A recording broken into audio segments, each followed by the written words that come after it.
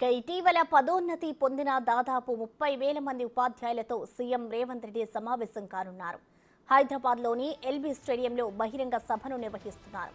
బదిలీలు పొందిన ఉపాధ్యాయులు కూడా హాజరవుతున్నారు. రాష్ట్ర ప్రభుత్వం ఏర్పాట్లను పూర్తి చేసింది. వివిధ జిల్లాల నుంచి వచ్చే ఉపాధ్యాయులకు ఇబ్బందులు తలెత్తకుండా అధికారులు చర్యలు చేపట్టారు. జిల్లాలు, నియోజకవర్గ కేంద్రాల నుంచి బస్సులను ఏర్పాటు చేసింది. వాహనాలకు ఎన్టీఆర్ స్టేడియంలో పార్కింగ్ సౌకర్యం కల్పించారు.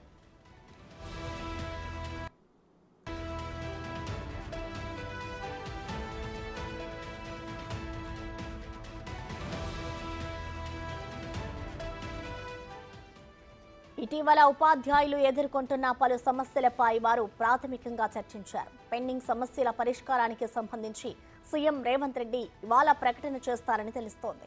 4 డిఎంల పెండింగ్, పీఆర్సీ అమలు, ప్రభుత్వ విద్యాసంస్థలకు ఉచిత విద్యుత్, 317 జీవో బాధితుల సమస్య, నూతన ఉపాధ్యాయుల నియామకం వంటి అంశాలపై స్పష్టత ఇచ్చే అవకాశం ఉన్నట్లు చెబుతున్నారు.